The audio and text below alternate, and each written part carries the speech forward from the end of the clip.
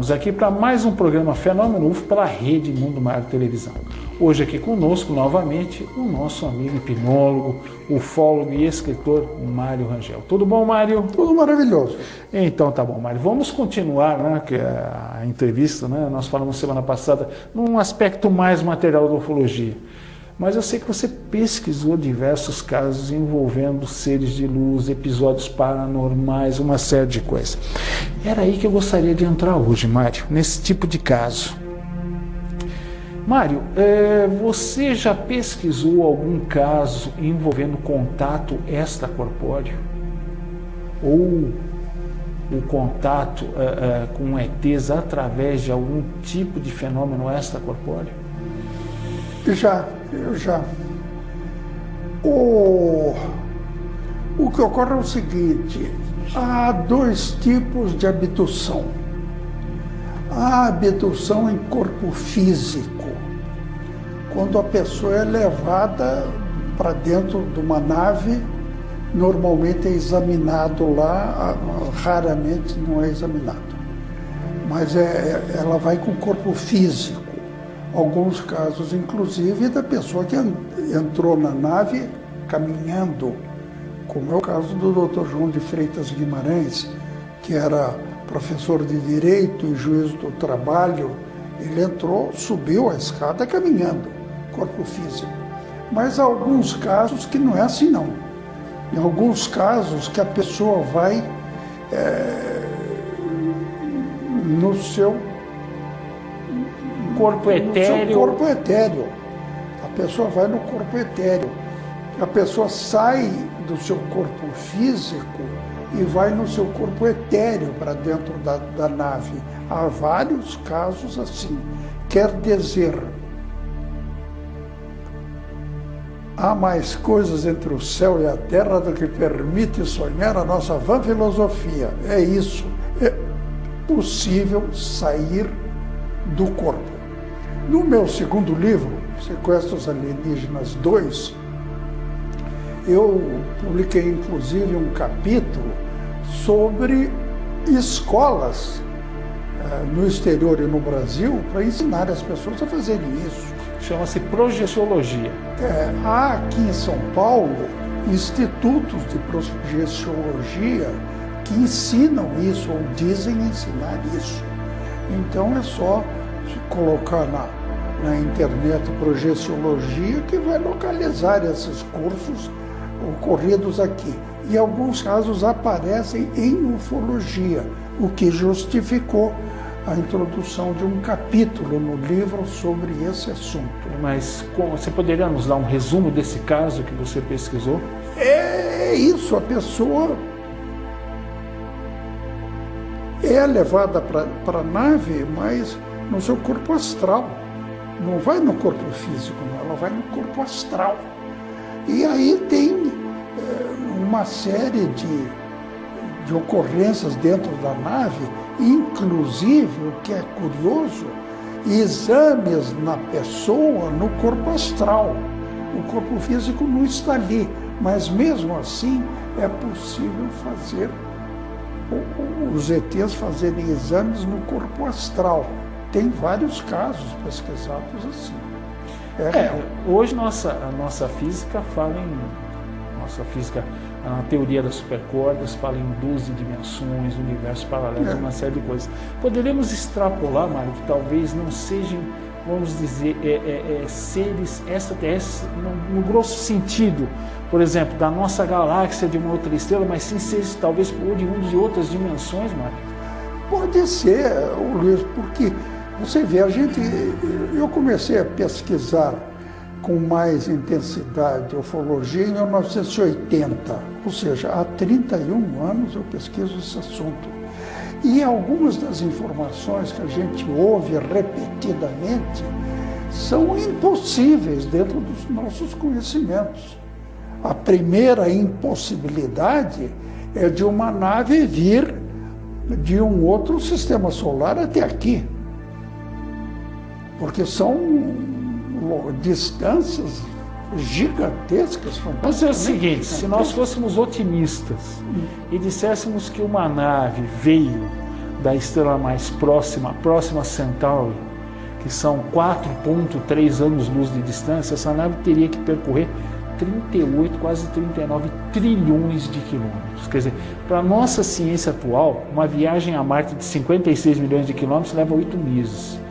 Quer dizer, é muito complicado a gente admitir, né, que isso seja possível, a não ser que nós tenhamos um outro tipo de metodologia. Se a velocidade da luz, como está provado em laboratório, é o limite máximo no nosso universo, 300 mil quilômetros por segundo, talvez os nossos amigos se utilizem de atalhos interdimensionais ou espaço-dimensionais. Eu penso que talvez nem atalhos. Eles usam uma velocidade inimaginável para nós. Talvez um hiperespaço onde isso poderia ocorrer? Talvez a velocidade do pensamento.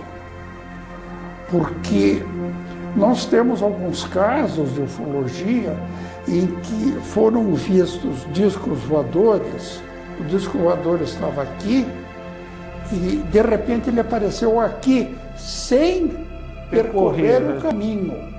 Há um caso notável no Irã, em que um piloto lá viu isso na frente dele. O general Parviz Jafari. Exatamente. Ele viu a nave na frente dele e, de repente, ela estava a 40 quilômetros de distância sem ter percorrido o caminho. Ela sumiu aqui e apareceu aqui. Não precisamos ir tão longe. Conversando com o coronel Leônidas, comandante do Sindacta 2, ele relatou que ele tomou um baile mais ou menos parecido. O objeto sumia do visual e do radar e se localizava a sua retaguarda do caça F-5 que ele estava pilotando, e brincou com ele não sei quanto tempo em cima do céu dos campos, no momento que a nave se cansou da brincadeira e acabou indo embora. Isso. Eles têm alguma técnica que não é uma viagem que eles fazem. É como se fosse uma projeção. Ele sobe num local e aparece em outro. Coisa que nós não podemos nem imaginar isso. Como uma porção de outras coisas, eles ficam invisíveis ao olho humano. E, curiosamente, às vezes eles ficam invisíveis ao olho humano, mas visível ao radar. Às vezes ele é visível... A uma câmera infravermelha. Ele é visível... Não, ao radar comum. Não, tô falando, você não entendeu. Às vezes eu entendi. Ele é visível numa câmera e não é visível ao olho nu. Eu entendi. Então, você pode... É um trabalho bem interessante feito por um mexicano, que ele colocou duas câmeras lado a lado. Uma comum, uma filmadora comum, e uma de infravermelho. Infravermelho. Lado a lado, infravermelho, juntas, no mesmo tripé. Uma não a câmera normal não visou, não mostrou. E a outra mostra, lado a lado. Quer dizer, ela é visível em outros comprimentos de onda. Em outros comprimentos de onda. Mário, vamos para o nosso primeiro intervalo? Já voltamos com a continuação da entrevista. Voltamos já.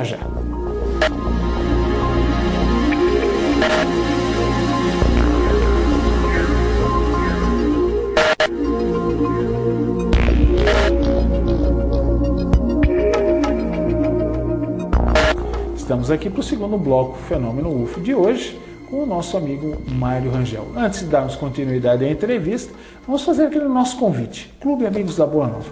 Conheça essa iniciativa que tanto tem beneficiado a Rede Mundo Mar de televisão, a Rede Boa Nova de rádio. Filie-se, associe-se, através de uma pequena mensalidade, você vai ter descontos em eventos, em livros, uma série de benefícios, então você estará nos ajudando a melhorar cada vez mais a qualidade dos programas aqui da TV, assim como da rádio também. Então conheça essa iniciativa que é o Clube Amigos da Boa Nova, 0800 12 18 38, você vai ser muito bem atendido, vai receber todas as informações de como nos auxiliar aqui, e em troca disso ter diversos bens. Mário, vamos continuar aqui.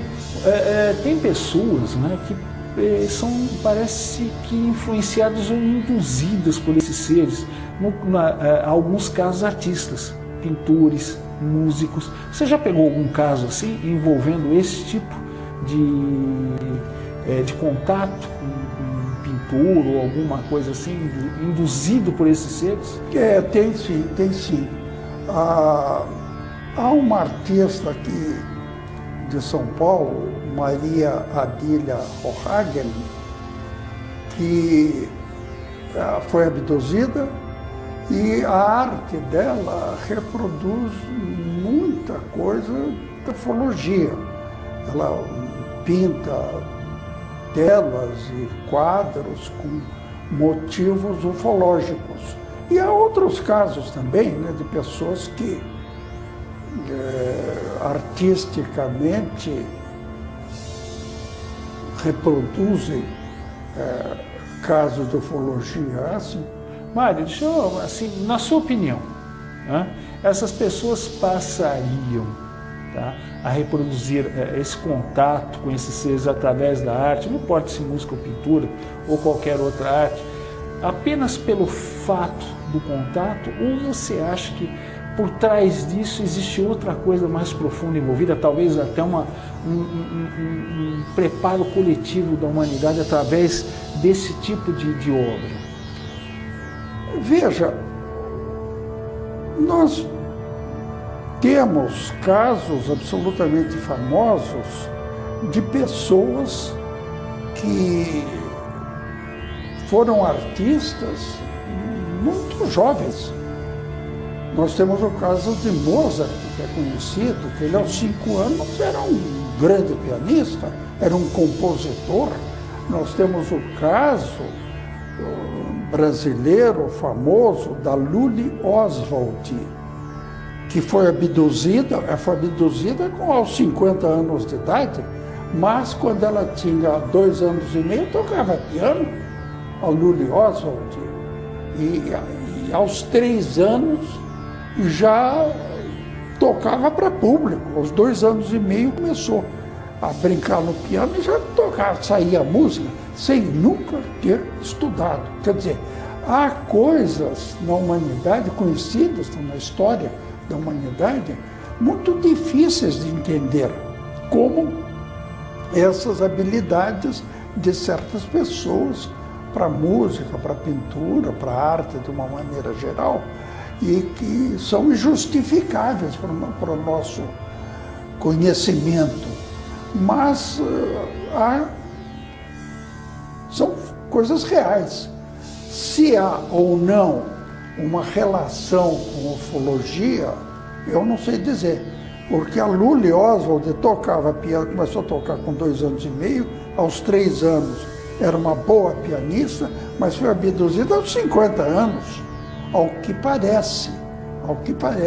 Ela foi hipnotizada, porque a Lully também, ela estava com missing time. Então ela foi hipnotizada por um famoso médico, hipnólogo que morava em Niterói e que recuperou a memória perdida dela. Não seria o Dr. Silvio Lago? Silvio Lago, o Dr. Silvio Pereira do Lago. Ele recuperou isso. Agora, nos documentos que eu li, eu não vi nada contando que ele levou a regressão de idade para a infância dela. Ele apenas, que eu sei, o Dr. Silvio Lago, ele queria saber o que ocorreu na abdução. Ele se restringiu ao episódio ufológico. Ele se restringiu ao episódio. Talvez, se ele tivesse levado a regressão de idade para a infância, poderia ter aparecido algo mais, mas essa informação eu não tenho. Mário, existem alguns casos que envolvem, né, o aparecimento de UFOs e eventos poltergeist. Você já chegou a pesquisar algum caso desse tipo? Não lembro se já pesquisei, não pesquisei tanto. Ou eventos paranormais, por exemplo, aparelhos passam a se ligar e desligar sozinhos. Há muita gente que declara isso, que passa a ligar e desligar aparelhos na sua casa. Eu pesquisei vários casos que a pessoa diz isso, que lâmpadas queimavam, computador tinha problema e aparelhos eletrodomésticos ligavam e desligavam, a televisão ligava e desligava, mas há esses registros. Mário, é uma área assim, talvez algumas pessoas não gostem muito de tocar, né? Casos envolvendo crianças, tá? Abdução de crianças. Você chegou a se deparar com um caso desse tipo já? Inúmeros casos. Inúmeros casos. Apenas o que ocorre é o seguinte: eu não hipnotizo a criança, eu hipnotizo o adulto, faço a regressão de idade para a infância, e aí, regredida na infância, o adulto conta que foi abduzido quando era criança. Mas são muitos casos, nos 2 livros meus há vários casos. E como é que é o procedimento com relação às crianças? Muitas Esses vezes seres fazem o mesmo procedimento que no adulto ou há diferença? Não, muitas vezes o ET atrai a criança com brinquedos. Eles têm uns brinquedos que acendem. Hoje até as nossas crianças, os meus netos, têm um brinquedo que acende uma luz dentro e é bem bonitinho. E eles têm um brinquedo que é desse tipo, é redondo e luminoso. Então há luzes de cores diferentes, muito bonitas as cores, e eles usam esse brinquedo para atrair a criança. Mário, eu vou pedir um favorzinho para você. Você vai continuar relatando essa experiência com criança logo depois do nosso segundo e último intervalo. Maravilhoso. Então voltamos já já.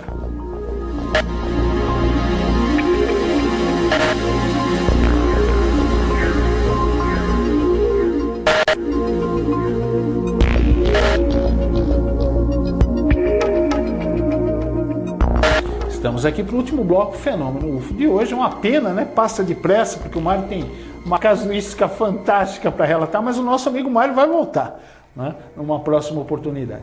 Mas no bloco anterior nós estamos tratando de crianças. E você disse que esses seres atraem as crianças através de brinquedos luminosos. E eu perguntei para você, e o procedimento desses seres com as crianças? É igual ao que eles têm com adultos ou há diferenças? É um pouco diferente. Em parte é a mesma coisa, porque a abdução é uma tremenda violência que faz com uma pessoa que não tem condição de se defender. Ou seja, criança, ou seja, adulto, é uma violência. Pela nossa lei é um crime. E eles fazem isso.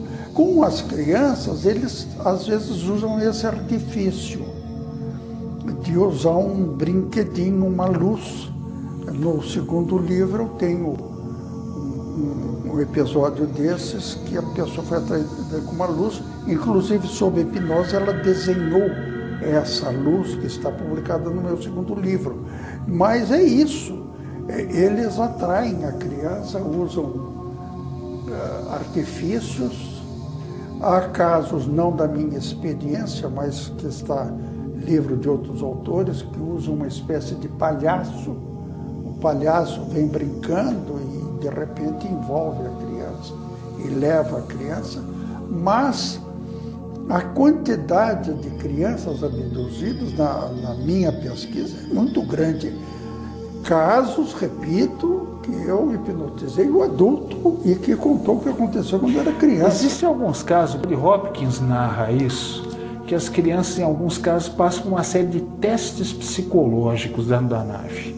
São colocados diante de determinadas situações ou brincadeiras para se fazer uma avaliação do perfil psicológico daquela criança. Você chegou a pegar algum caso envolvendo esse tipo de teste? Não.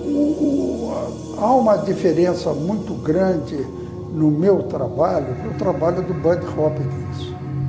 O Bud Hopkins é um dos mais importantes hipnólogos de ufologia do mundo e ele é um artista plástico premiado. E ele ensinou hipnose, inclusive para professores universitários.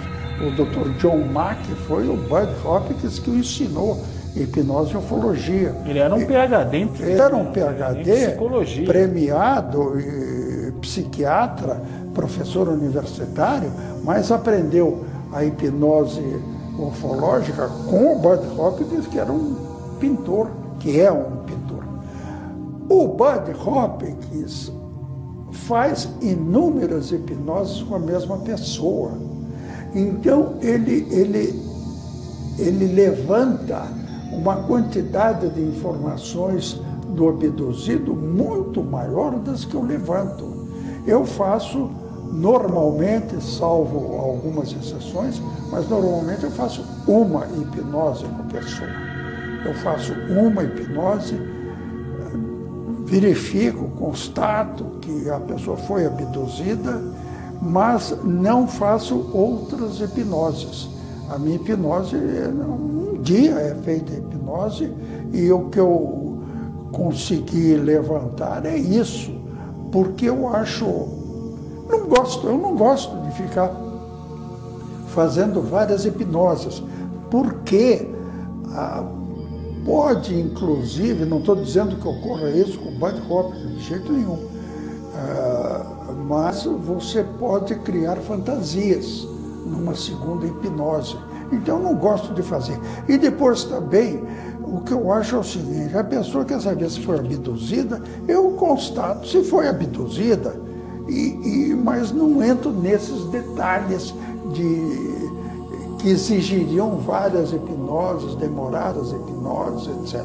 Agora, o Bud tem vários livros publicados, alguns extensos, ele conta o mesmo caso de uma maneira muito extensa, ele e outros hipnólogos, né?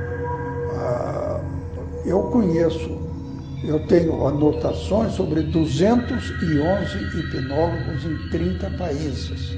Eu tenho os dados de 211 hipnólogos em 30 países. E alguns deles fazem várias hipnoses, o que é necessário muitas vezes para escrever um livro inteiro sobre um caso.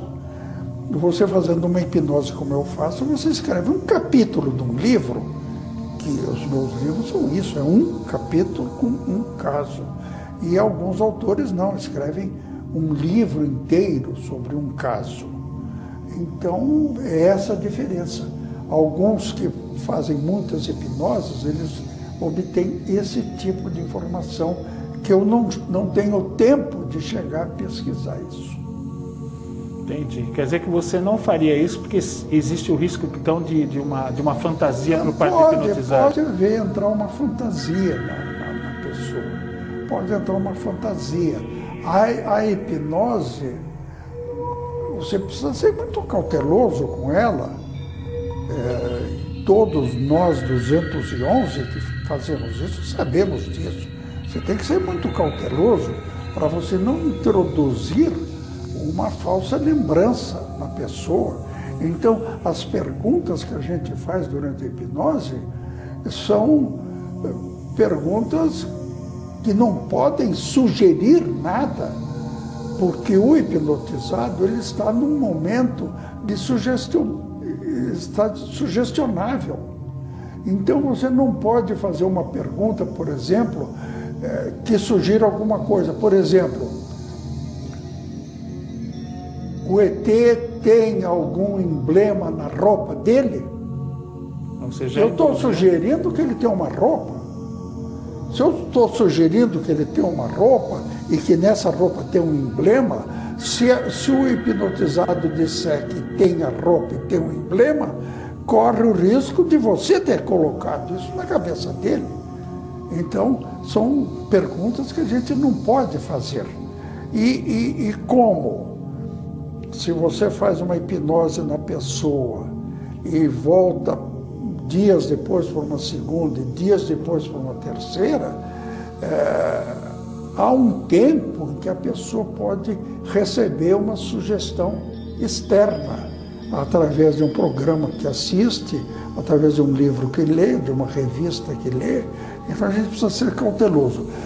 O Bud Hopkins é muito cauteloso e outros são muito cautelosos, mas Você prefere minorar esse risco? Eu prefiro minorar o risco, é isso aí. Mário, queria te agradecer pela tua presença, você vai voltar aqui com a gente logo, logo. E, novamente, eu faço convite para os nossos amigos telespectadores. Críticas, sugestões de pauta, com o maior prazer nós iremos atender. É muito fácil. fenomenofo@redemundomaior.com.br, você entra diretamente em contato aqui conosco. Queria desejar uma ótima semana a todos, um abraço, fiquem com Deus e até o nosso próximo encontro semana que vem com mais um Fenômeno UFO. Até lá!